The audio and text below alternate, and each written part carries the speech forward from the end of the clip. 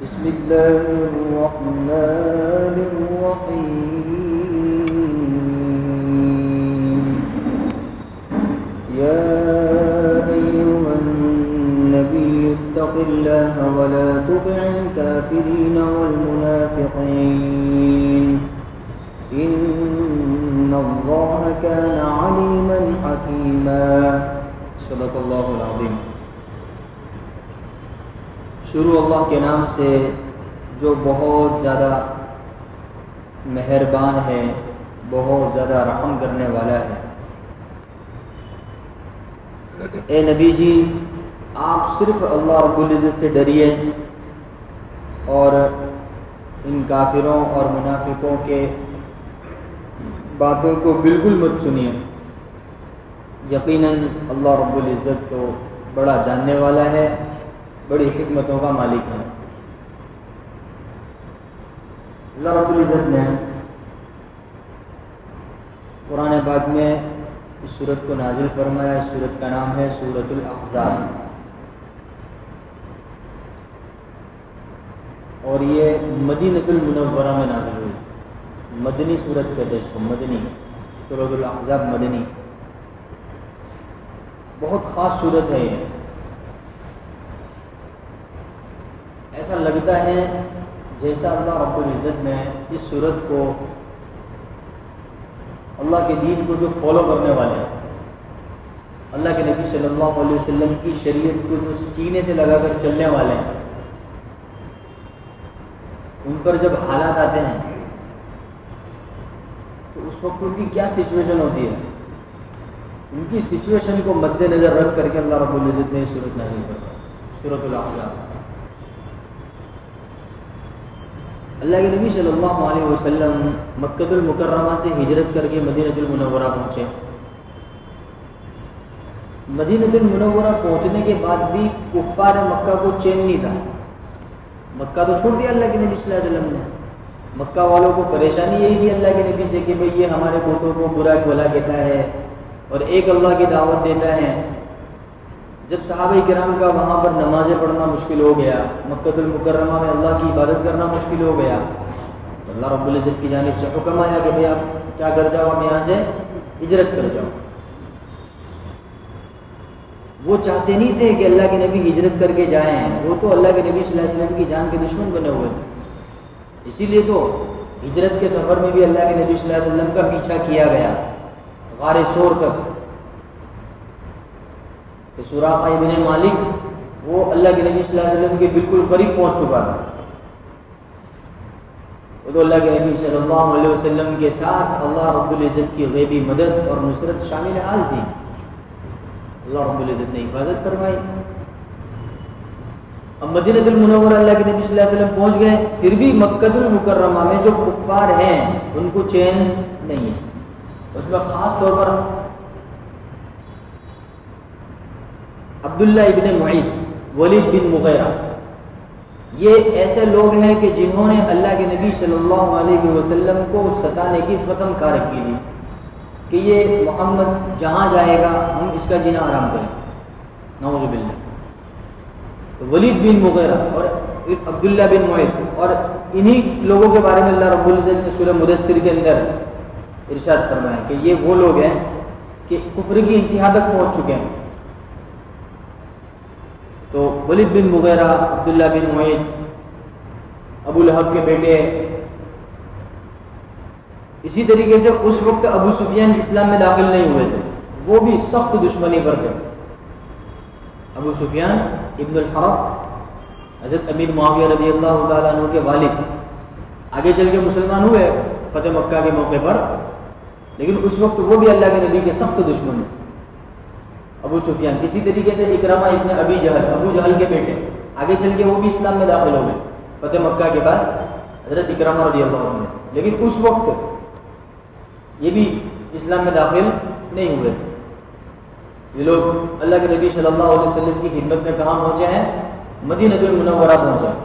تو کافر تھے، کٹر تھے بالکل، اور اللہ کے نبی صلی اللہ علیہ وسلم سے کہنے لگے کہ محمد تم جو دین کی دعوت دے رہے ہو تم یہ دعوت دینا چھوڑ دو اور ہمارے معبودوں کو بلا برا کہنا چھوڑ دو. ہم تمہارے لیے بہت سارا مال اکٹھا کریں گے، ہم تمہارے لیے حکومت قائم کریں گے، ہم تمہارے لیے یہ کریں گے، ہم تمہارے لیے وہ کریں گے، تم چھوڑ دو۔ جو مکہ میں بات کہتے تھے، مدینہ پہنچ کر بھی اللہ کے نبی سے وہی بات کی ان لوگوں نے۔ اللہ کے نبی صلی اللہ علیہ وسلم ان کی اس گفتگو سے بہت ناراض ہوئے۔ حضرت عمر بن خطاب رضی اللہ عنہ بھی اللہ کے نبی کے ساتھ میں تھے۔ حضرت عمر فاروق رضی اللہ عنہ کو بہت غصے ہو گئے اور کہنے لگے یا نبی اللہ آپ مجھے اجازت دو ابھی ان کو قتل کر دو، کہ ان کی جرت کیسے ہوئی کہ یہ آپ کو آپ کی دین کی دعوت سے روک دے۔ تو اللہ کے نبی صلی اللہ علیہ وسلم نے حضرت عمر بن خطاب کو اس وجہ سے منع فرما دیا کہ وہ لوگ مدینہ المنورہ میں امان لے کر آئے تھے۔ کیا لے کر آئے تھے؟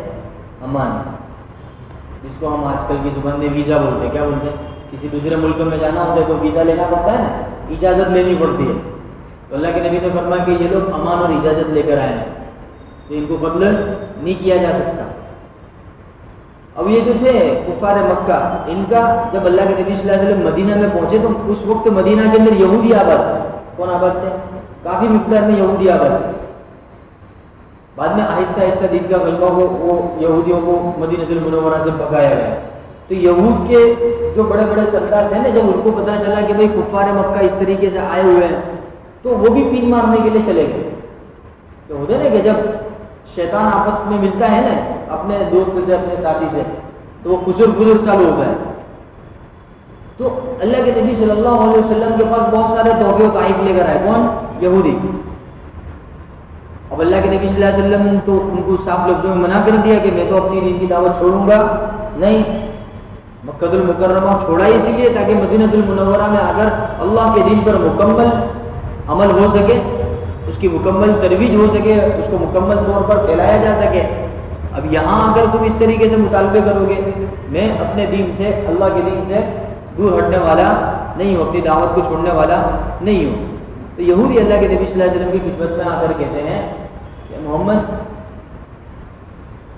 آپ کو ایک دم منع نہیں کر دینا چاہیے، یعنی دوستانہ انداز میں کہہ رہے۔ کیا کہہ رہے؟ تھوڑا سا ابھی نئے نئے آپ مدینہ میں آئے ہیں، آپ کو تھوڑا سا قدم وغیرہ جمانے ہیں، آپ کو یہ کرنا ہے، آپ کو وہ کرنا ہے، تو آپ کو ایک دم منع نہیں کر دینا چاہیے تھا ان کو۔ وہ آپ کے پاس ایک پیشکش لے کر آئے ہیں تو آپ ذرا غور و فکر تو کریں اس سلسلے میں۔ اللہ رب العزت نے یہ سورت نازل فرمائی، گویا کہ دونوں تینوں طرف سے اللہ کے نبی صلی اللہ علیہ وسلم کی ذہن سازی کرنا چاہتے تھے۔ وہ ادھر کفار مکہ آئے، اللہ کے نبی صلی اللہ علیہ وسلم ناراض ہوئے، انہوں نے منع کیا۔ ادھر یہودی آئے اللہ کے نبی صلی اللہ علیہ وسلم کو منانے کے لیے، اللہ کے نبی صلی اللہ علیہ وسلم کو سمجھانے کے لیے۔ آپ اندازہ لگائیے، باطل نے اس قدر زور لگایا کہ جو سرور کائنات ہے، سردار انبیاء ہیں، انہی کے ایمان کا سودا کرنے چلے گئے۔ تو اب ہمارے اور تمہارے کا کیا آتا ہے جناب؟ آتا ہے کچھ؟ اللہ کے نبی ہیں، سرور کائنات ہے، سردار انبیاء ہے، کلام پاک جن پہ نازل ہوا ہے۔ اللہ رب العزت کے بعد اگر کسی کا رتبہ ہو سکتا ہے تو وہ کون ہے؟ حضرت محمد مصطفیٰ صلی اللہ علیہ وسلم۔ اور یہ لوگ اللہ کے نبی صلی اللہ علیہ وسلم کے دین کا سودا کرنے کے لیے پہنچے، اور وہاں تو ڈائریکٹ اللہ رب العزت کے یہاں سے مدد آ رہی ہے، فرشتے نازل ہو رہے اللہ کے نبی کی مدد کے لیے، اللہ کے نبی کی نصرت کے لیے۔ اور اللہ کے نبی صلی اللہ علیہ وسلم کے معجزے ایسے ہیں کہ دست مبارک میں کنکری آ جائے تو وہ بھی کلمہ پڑھ لے۔ بے زبان اونٹ ہیں، اللہ کے نبی صلی اللہ علیہ وسلم سے شکایت کر رہا ہے، کنویں کا پانی کھارا ہے، اللہ کے نبی صلی اللہ علیہ وسلم نے اپنا لعاب دہن، اپنا مبارک تھوک اس میں ڈال دیا، پانی میٹھا ہو گیا۔ کنویں کے اندر پانی کم ہے، اللہ کے نبی صلی اللہ علیہ وسلم نے انگلی اشارہ کیا، کنویں کا پانی اوپر آ گیا۔ اتنے بڑے بڑے معجزے اللہ کے نبی صلی اللہ علیہ وسلم کے، اور یہ کفار اور یہ منافق اور یہ یہودی اللہ کے نبی کے پاس پہنچے ہیں کہ وہ دین کی دعوت کو چھوڑ دیں۔ جب اتنے بڑے نبی کے ساتھ یہ حالات پیش آئے ہیں تو ہمارا اور آپ کو کچھ آتا ہے؟ کچھ بھی نہیں آتا جناب، کچھ بھی نہیں آتا۔ تو یہ جو موجودہ زمانے کے اندر جو دجالی پروپیگنڈے پھیلے ہوئے ہیں تو کچھ بھی نہیں ہے جناب، یہ تو بڑھتے رہیں گے، یہ تو کیا ہے، بڑھتے رہیں گے، پھیلتے رہیں گے۔ اسی پس منظر میں اللہ رب العزت نے سورہ احزاب نازل فرمائی۔ اصل میں اس نام کا ایک غزوہ بھی واقع ہوا ہے، ایک جنگ بھی واقع ہوئی ہے، اس کو جنگ احزاب کہتے ہیں۔ اس کا پس منظر بھی ایسا ہی ہے، جب اللہ کے نبی صلی اللہ علیہ وسلم مدینہ المنورہ پہنچے ہیں تو ابتدا میں اللہ کے نبی صلی اللہ علیہ وسلم کو یہودیوں کے دو قبیلوں کی وجہ سے بہت پریشانیوں کا سامنا کرنا پڑا. یہ قبیلے بنو نذیر وغیرہ. تو یہ یہودی کے جو دو بڑے بڑے قبیلے تھے, اللہ کے بنو قریظہ وغیرہ, اللہ کے نبی صلی اللہ علیہ وسلم کے خلاف ان لوگوں نے کفار مکہ سے کیا کر رکھا تھا, ساز باز کرنا. اور وہ جو سورہ کہف کے اندر جو واقعہ گزرا ہے نا کہ اللہ کے نبی صلی اللہ علیہ وسلم کی خدمت میں پہنچ کر انہوں نے سوالات کیے, تو یہ وہیں سے ان کو سب پہنچ رہا تھا کہ بھائی تم جاؤ محمد کی خدمت میں اس طرح کے سوالات کرو, یہ کرو وہ کرو. تو سن 4 ہجری میں یہ غزوہ پیش آیا, سن 4 ہجری کے بعد سن 5 ہجری میں, جس کو غزوہ خندق بھی کہتے ہیں. کیا کہتے ہیں؟ غزوہ خندق کہتے ہیں. اللہ کے نبی صلی اللہ علیہ وسلم اور صحابہ کرام چاروں طرف سے کفار مکہ نے, یہودیوں نے, عیسائیوں نے اور کیا نام ہے منافقوں نے خاص طور پر, جب اللہ کے نبی صلی اللہ علیہ وسلم مدینہ المنورہ پہنچے ہیں تو چند یہودی اللہ کے نبی صلی اللہ علیہ وسلم کے دست مبارک پر اسلام لے آئے, لیکن دل ہی دل میں کیا تھے, وہ منافق تھے. جیسے عبداللہ بن ابی وغیرہ رئیس المنافقین کہلاتا ہے. تو انہوں نے اپنے آپ کو مسلمان ظاہر کیا, اللہ کے نبی صلی اللہ علیہ وسلم کی خدمت میں حاضر ہوئے, دست مبارک پر اسلام قبول کیا اور اللہ کے نبی صلی اللہ علیہ وسلم سے موٹی موٹی چیزوں کی تعلیم بھی حاصل کی. تھے دل سے منافق, اور جب بھی کفار مکہ مدینہ میں آوے تو ان کا پورا ڈیرا کہاں پہ ڈلے, یہ عبداللہ بن ابی کے پاس, اور یہیں کے سب پروپیگنڈے بنتے تھے. تو یہ رئیس المنافقین کہلاتا تھا عبداللہ بن ابی. اللہ کے نبی صلی اللہ علیہ وسلم کے ہاتھ پر اسلام تو لے آیا تھا, لیکن دل سے کیا تھا, منافق تھا. ان لوگوں نے اللہ کے نبی صلی اللہ علیہ وسلم کے خلاف ایک بہت بڑی جنگ کا اعلان کیا. غزوہ بدر, اللہ کے نبی صلی اللہ علیہ وسلم غیبی مدد ہوئی, اللہ رب العزت نے صحابہ کرام کو, اللہ کے نبی صلی اللہ علیہ وسلم کو فتح اور نصرت سے کامیابی عطا فرمائی. پھر غزوہ احد کے اندر تھوڑا سا اللہ کے نبی صلی اللہ علیہ وسلم نے جو کہا تھا اس میں تھوڑی سی صحابہ کرام سے غلطی ہوئی, جس کی وجہ سے شکست کا سامنا ہوا, ہار کا سامنا ہوا. تو وہ کفار مکہ اور منافقین یہ سمجھنے لگے کہ اب محمد اور اس کے ساتھیوں کا مقابلہ کیا جا سکتا ہے, اور ان کو کیا کیا جا سکتا ہے, اس سرزمین سے ہٹایا جا سکتا ہے. کیونکہ یہودی بہت زیادہ فکر مند ہو چکے تھے جب اللہ کے نبی وہاں ہجرت کر کے پہنچے کہ اگر انہوں نے یہاں قدم جما لیے تو ہمارے یہاں سے قدم کیا ہو جائیں گے, اکھڑ جائیں گے. آگے چل کے ہوا بھی ایسا. تو یہودی, منافقین, کفار مکہ سب ایک ساتھ ہو, سب ایک طرف, اللہ کے نبی صلی اللہ علیہ وسلم اور اللہ کے نبی صلی اللہ علیہ وسلم کے صحابہ ایک طرف. گویا کہ یوں کہیے کہ پورا ملک عرب اللہ کے نبی صلی اللہ علیہ وسلم اور صحابہ کے خلاف کھڑا تھا, اور اللہ کے نبی اور صحابہ کرام کی جماعت وہ صرف مدینہ المنورہ, وہ اتنی ہی بستی, یہ ایمان والوں کی بستی ہے, اور چاروں طرف سے اس بستی کو کیا کر لیا گیا, گھیر لیا گیا. اور اس گھیراؤ کی تیاری جناب 3 سال تک تیاری چلی. اس کی کتنے سال تک, 3 سال تک. غزوہ احد کے اندر جیسے شکست کا سامنا ہوا, ان لوگوں نے فل تیاری شروع کر دی. وہ بنو غطفان, بنو الاسد, جتنے بھی ایسے قبائل تھے کہ جو منافقوں کا ساتھ دینے والے تھے, یہودیوں کا ساتھ دینے والے تھے, جو دشمن تھے, ان سے بھی ہاتھ ملا لیے کہ سب اللہ کے نبی اور صحابہ کرام کے خلاف یک زبان کھڑے ہو گئے کہ بس ان لوگوں کو اس بستی سے کیا کرنا ہے, نکالنا ہے, ختم کرنا ہے. چاروں طرف سے اللہ کے نبی صلی اللہ علیہ وسلم اور اللہ کے نبی صلی اللہ علیہ وسلم کے صحابہ کرام کو ختم کرنے کا کیا کر لیا انہوں نے, پروپیگنڈا کر لیا. اور 3 سال تک مسلسل اس کی کیا چلی ہے جناب, تیاری چلی ہے. سامنے کون ہے, سرور کائنات ہے, سردار انبیاء ہے, اور پروپیگنڈے سالوں سے چل رہے ہیں. کفار مکہ نے 13 سال مکہ میں حیران کیا ہوا ہے غلط, وہ تو سائڈ میں رہا. یہ نئی مصیبت کفار مکہ کی جانب سے اللہ کے نبی صلی اللہ علیہ وسلم کے لیے, صحابہ کرام کے لیے. تو اس طرح کی باتیں جب اللہ کے نبی صلی اللہ علیہ وسلم کے سامنے کفار مکہ کرتے تھے, اور انہوں نے جب اس طرح کی گفتگو اللہ کے نبی کے سامنے رکھی کہ آپ اپنے دین کو چھوڑ دیجئے, آپ ایسا مت کیجئے, اور یہودیوں نے اللہ کے نبی کو مشورہ دیا کہ آپ, انہوں نے جو پروپوزل آپ کو دیا ہے, جو بھی مشورہ دیا ہے, آپ اس کو قبول کیجئے, ایکسیپٹ کیجئے, آپ کو چھوڑیے مت اس کو. تو اللہ رب العزت نے آیت نازل فرمایا یا ایھا النبی. دیکھو یہاں پر اللہ رب العزت نے نبی کا لفظ استعمال کرنا ہے. قرآن پاک میں اللہ رب العزت نے کہیں پر بھی ہمارے نبی کو ہمارے نبی کا نام لے کر نہیں پکارا. یہ محبت کی بات ہے. ہمارے نبی کا, اللہ کے نبی کی صفات بیان کی اللہ رب العزت نے. دیگر انبیاء کے نام سے اللہ رب العزت نے فرمایا یا آدم, یا نوح, یا سلیمان, وہاں انبیاء کے نام ذکر کیے. لیکن قرآن پاک میں اللہ رب العزت نے کہیں پر بھی اللہ کے نبی کو محمد، کیونکہ محمد اللہ کے نبی کا نام ہے نا، کہیں پر بھی اللہ رب العزت نے یہ ادب کی بات ہے، یہ کیا ہوتی ہے؟ ادب کی بات ہے کہ جس سے محبت ہوتی ہے نا اس کا نام نہیں لیا جاتا ہے. اس لیے پچھلے زمانے کے اندر مستورات جو ہوتی تھی وہ اپنے شوہر کے نام نہیں لیتے تھے. تو لیٹسٹ زمانہ چل رہا ہے، ابھی تو کیا چل رہا ہے؟ لیٹسٹ زمانہ چل رہا ہے. ابھی تو مردوں کو یعنی عورتیں اپنے شوہروں کو نام سے بلاتی ہیں، حالانکہ یہ بے ادبی ہے.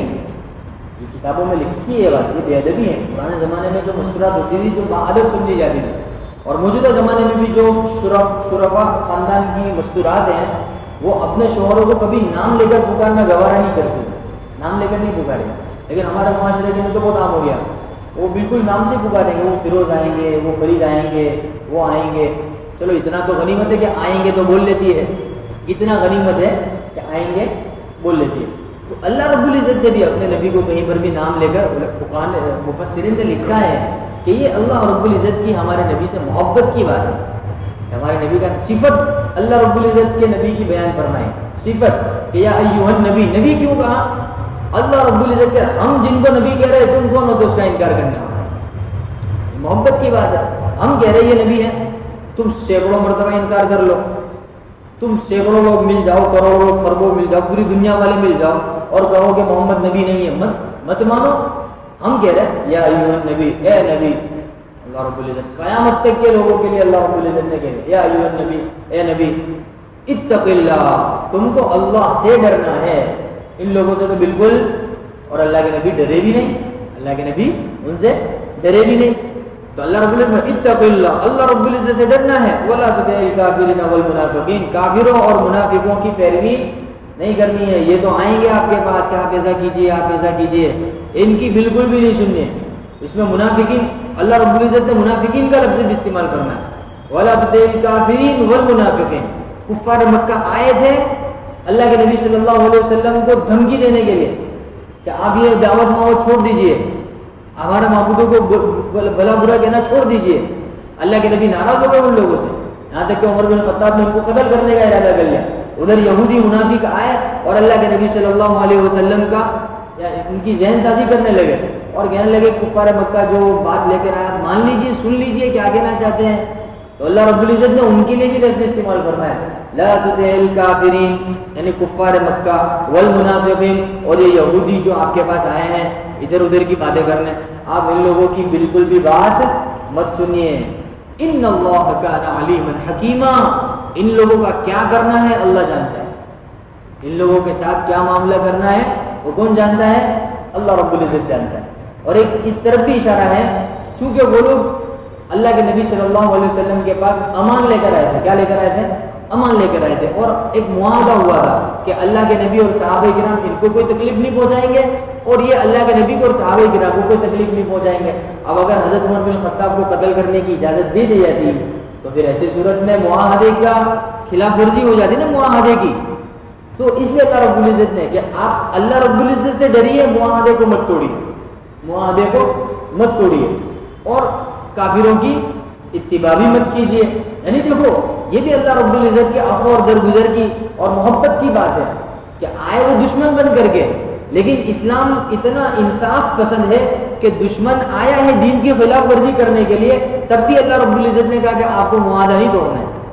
بتاؤ، یعنی ایک عہد و پیمان کا اسلام کے یہاں اسلامی نظریے کے اندر کس قدر اس کا اہتمام کیا گیا. مفسرین نے لکھا ہے کہ کفار مکہ اور اللہ کے نبی کے درمیان ایک عہد و پیمان ہوا ہے کہ آپ ان کو تکلیف نہیں پہنچائیں گے یا آپ کو تکلیف نہیں پہنچائیں گے. اب وہ اللہ کے نبی صلی اللہ علیہ وسلم کی خدمت میں پہنچ کر دھمکی دے رہے ہیں باقاعدہ کہ آپ دین کی دعوت چھوڑ دیجیے. اور یہاں اللہ رب العزت کیا نازل فرما رہے کہ آپ اللہ رب العزت سے ڈریے. کس سلسلے میں اللہ رب العزت سے ڈریے؟ کہ کہیں آپ سے اور آپ کے صحابہ کرام سے عہد و پیمان نہ ٹوٹ جائے اور آپ کہیں ان سے کیا قتال نہ کرنے لگو. دیکھو یہ اللہ رب العزت کا انصاف، یہ اللہ رب العزت کی شریعت ہے کہ یہاں جو احکامات ہیں وہ سب کے لیے برابر ہے. صحابہ کے لیے بھی وہی احکامات ہیں، ہمارے لیے بھی وہی احکامات ہیں. اللہ رب العزت کہہ رہے لا تطع. اور دوسرا حکم اللہ رب العزت نے دیا کہ رہا کافروں کا معاملہ تو آپ ان کی بات مت سنیے. ٹھیک ہے، انہوں نے کہا ان کو نظر انداز کر دیجیے. کیا کر دیجیے؟ نظر انداز کر دیجیے. ان کے ساتھ چھیڑ چھاڑ بھی مت کیجیے. یہ اللہ رب العزت کا حکم نازل ہوا. ہاں اس لیے جب غزوہ خندق کے موقع پر اللہ کے نبی صلی اللہ علیہ وسلم کو حضرت سلمان فارسی رضی اللہ عنہ نے یہی رائے دی تھی کہ یا نبی اللہ آپ کیا کیجئے، اپنے شہر اپنے بستی کے ارد گرد کیا کر لیجئے، خندق کھود لیجئے کہ ان کافروں اور منافقوں نے تو آپ کے خلاف کیا کر رکھا ہے، بالکل پروپیگنڈا پکا کر رکھا ہے، اور چاروں طرف سے وہ آپ کے اوپر امڑ پڑے ہیں چاروں طرف سے، اس لیے چاروں طرف سے خندق کھدائی گئی تاکہ کوئی بھی کافر اور کوئی بھی منافق وہ مدینہ المنورہ کے اندر داخل نہ ہو سکے۔ اور یہاں مفسرین نے ایک بات لکھی ہے کہ اس وقت سے لے کر آج تک کوئی بھی کافر، کوئی بھی جو اسلام کو مٹانے اور اسلام کے خلاف بغاوت کرنے کی سوچ رکھتا ہے وہ لوگ مدینہ میں داخل نہیں ہو سکے، اور دجال بھی داخل نہیں ہو سکے گا۔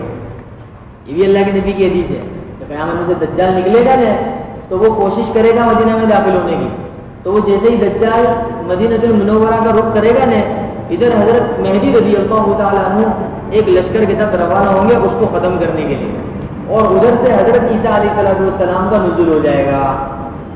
تو دجال مدینہ کی طرف رخ کرنے کا ارادہ کرے گا، اللہ رب العزت اس کو ختم کرنے کے لیے اپنے دو برگزیدہ بندوں کو بھیجے گا، ایک امام مہدی کو ظاہر کرے گا اور ادھر حضرت عیسیٰ علیہ السلام کو نازل کرے گا۔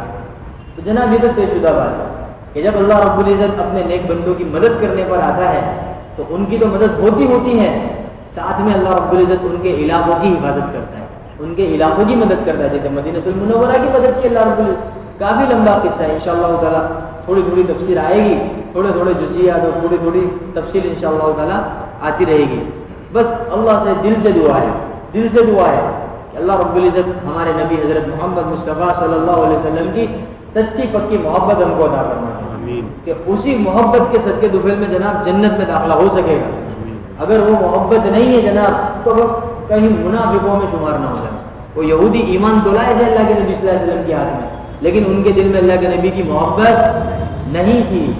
تو یہی تو محبت ہے جس نے صحابہ کرام کو اعمال کے اوپر کھڑا کیا، جس کو صحابہ کرام کو قربانی دینے پر کھڑا کیا، وہی اللہ کے نبی کی محبت تھی۔ اور اللہ کے نبی کی محبت ابھی اگلے آیت میں آپ کو پتہ چلی کیسے صحابہ کرام نے محبت کا